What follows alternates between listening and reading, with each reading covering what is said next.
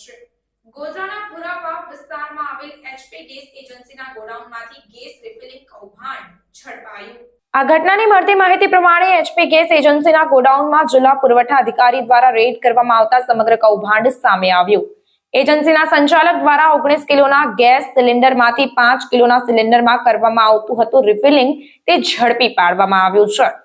જિલ્લા પુરવઠા અધિકારી, ગોધરા શહેર મામલતદાર અને એસઓજી પોલીસ દ્વારા સંયુક્તપણે કાર્યવાહી કરવામાં આવી છે। કહી શકાય કે તપાસમાં 19 કિલોના 31 બોટલ, 19 કિલોના ખાલી 94 બોટલ અને 5 કિલોના 482 બોટલની ઘટ સામે આવી છે। કુલ 10.10 લાખના મુદ્દામાલની ઘટ સામે આવતા ચકચાર મચી જવા પામ્યો છે। તપાસમાં 91,000ની કિંમતના 19 અને 5 કિલોના ગેસ સિલિન્ડર પણ સીઝ કરાયા છે। એજન્સીના સંચાલક દ્વારા જરૂરી દસ્તાવેજો પણ નિભાવેલ ન હોવાનું સામે આવ્યું છે। ત્યારે જિલ્લા પુરવઠા અધિકારી દ્વારા એલપીજી વિતરણ અને કંટ્રોલ આદેશ તેમજ એક્સપ્લોઝિવ એક્ટ હેઠળ ગુનો બનતો હોય તે દિશામાં કાયદેસરની કાર્યવાહી હાથ ધરાઈ છે। અમોને જિલ્લા પુરવઠાની ટીમને એક બાતમી મળેલ હતી, જેમાં વિડીયોની અંદર સ્પષ્ટ દેખાતું હતું કે એચપી ગેસ એજન્સી પુરાવાવ ખાતે જે આવેલી છે જીઆઈડીસી ખાતે, એ ગોડાઉનની અંદર ગેસનું ટ્રાન્સફર થતું હતું। એટલે કે 19 કેજીના બોટલમાંથી 5 કેજીના બોટલની અંદર ગેસનું આ ભૂંગળી દ્વારા ટ્રાન્સફર થતું હતું।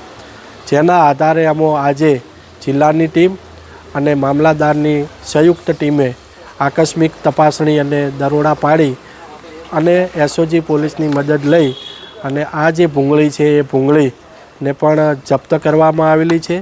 સાથે સાથે જે ગોડાઉનની અંદર જે જથ્થાનું મેળવણું કરતા સ્ટોક રજિસ્ટર અને ઓનલાઈન જથ્થા સાથે મેળવણું કરતા 5 કેજીના ભરેલા બોટલ જે ખરેખર અહીંયા હોવા જોઈએ તે હાજર જણાયેલ નથી, એવા 482 બોટલની ઘટ જણાયેલ છે। 19 કેજીના ભરેલા બોટલ જે 31 અહીંયા હોવા જોઈએ હાજર, એવા 31 બોટલની ઘટ જણાય છે અને 19 કેજી ખાલી બોટલ 94ની ઘટ જણાય છે। આમ કુલ મળીને 10,10,942 મુદ્દા માલની ગેસ સિલિન્ડરની ઘટ જણાઈ આવેલ છે। હવે જે હાજર જથ્થો છે એ હાજર જથ્થોમાંથી 19 કેજીના અને 5 કેજીના એમ જથ્થાનો જપ્ત 91,250ના મુદ્દામાલ સાથે જથ્થાને જપ્ત કરવામાં આવેલ છે।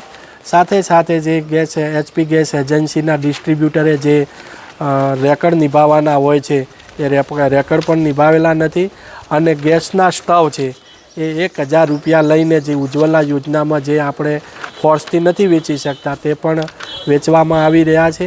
આવી ગંભીર પ્રકારની ગેરરીતિઓ સામે આવી હોય તેની સામે કાયદેસરની કાર્યવાહી હાથ ધરી છે।